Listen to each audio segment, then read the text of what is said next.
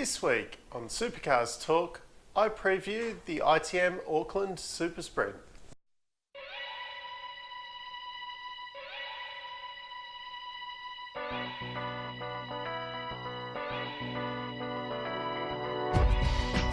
This weekend, we see the Supercars go for their annual overseas trip. Isn't Tasmania overseas as well? Over to Pukekohe Park Raceway in New Zealand. Bit of news during the week. Probably the big one, unfortunately, Holden's had some more aero changes. Something to do with the light on the boot or something that's been moved. I think they've got an extra gurney flap or something on the rear wing, and the under tray's been extended again.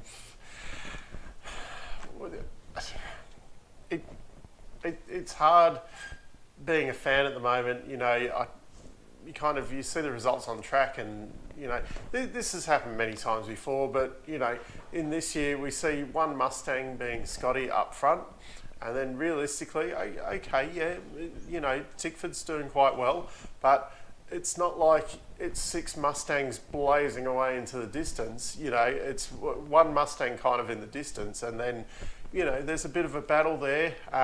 You know, a couple of people like you know, Dave Reynolds and Triple Eight, obviously they're a bit butthurt over it because they expected, you know, to be fighting Scott for the championship, and they're not, and that's perfectly understandable. But you know, we've seen this in the past where you know you had, say, well, Craig Lowndes back in '96. You know, he was blazing away, and the rest of the championship was pretty close. And then, you know, I think it was at the end of the season before the endurance races, they chopped the under tray on the Commodores. I'm not sure if they did anything on the rear wing, but I'm pretty sure they chopped the under tray on the front under tray. You know, Lowndesy still went on and blazed on, and with Murphy they won Sandown and Bathurst, and you know, it just made it a whole lot harder for the other Commodore teams. So that's all I want to say about parity and, you know, the car changes at the moment. We've covered enough of that at the moment this year, I think. It's all getting a bit boring. The other big news during the week is some sponsor kind of news. We'll start off with Boost. They've come out and said that they could possibly be the Sydney team that people are talking about. I'm not sure if we're going to see this Sydney team next year. There's been a lot of talk about it being Team 18 or, you know, maybe Techno moving, things like that. And now all of a sudden Adderton's put up his hand and gone, hey, I might make a Boost team up in Sydney. And he's not talking, GRM have come out and said, you know, if Boost isn't here, we're going to be on the grid next year regardless. So Adderton will be buying 2 new Rex and starting from scratch, probably buying 2 cars from somewhere. I can't see him building his own cars. And there's talk that Courtney's involved in it, which Courtney does have a little bit of history with Boost. Apparently he was a bit involved in getting Boost across to Walkinshaws originally. Whether that's true that he was involved or whether, you know, Adderton kind of took a shining to Courtney while he was there, who knows. And the other thing probably is Boost did sign a 2-year agreement with GRM to be their major sponsor. Apparently there's performance clauses in there, and that GRM haven't been meeting those performance clauses.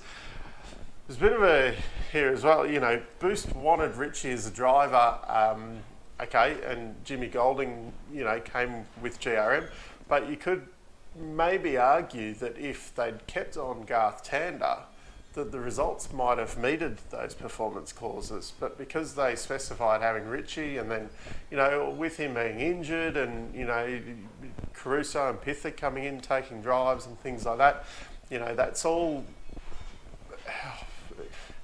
helped cause this issue where they're not meeting their performance. So interesting times ahead there. To me, it reeks a little bit.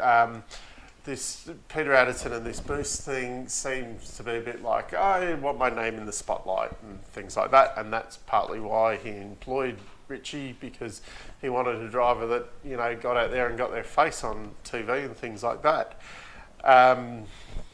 Yeah, we'll see what happens with it. Boost are sponsoring the wild card of the Kostekis as well at the endurance races. So the other big sponsor news this week is Mega Fuels, who've been on the side of the Walkinshaw Andretti cars this year. They've been placed into administration. I had a big question if, we were going to see the logos off the cars in Pukekohe, and it looks like yes, because Walkinshaw's come out with a statement saying that the agreement's terminated, whatever that means. Probably means that they've been getting progress payments during the year and they're not going to get the progress payment to get them through Pukekohe, so no logos on the car. A lot of people are saying, oh, this is, the end of supercars and things like that. Sponsors are going into administration. Well, I can't see how this is supercars or Walkinshaw's fault. This has happened before. It happened to Triple Eight back in 2000 and would have been 7. Better Electrical went into administration and we saw the cars run the hint to the Vodafone sponsorship coming at the final round in Phillip Island. So it's not the first time it's happened, it's not the last time it's going to happen. And there's been other ones that have happened over the years, like WPS and the ICS smart card that sponsored Larkham for about 3 rounds as well. That all fell in a heap for him. So Walkinshaw's now on a sponsorship hunt. I'm wondering if all of us, they're a bit casual about this because they've already got super cheap dollars coming, but we'll see. We're just waiting on the announcement that Chaz is going there. So paint jobs for the weekend. Weeks ago, we saw Percat's car in the Blackwoods New Zealand colours there. Wondered why it was out so early, but Brad Jones haven't disappointed us. They've come out. Tim Slade is not running the normal Freightliner livery. They'll have a Dunlop and the Heron Forbes Machinery Warehouse sponsorship down the side. It'll be a bit of a Jason Richards tribute kind of paint job. The themes of the old BOC car, with the, I think it's machinery house down the side of the car. Looks okay. It'll be odd seeing 2 different BJR cars for the weekend. That's obviously why the Percat paint job came out so early.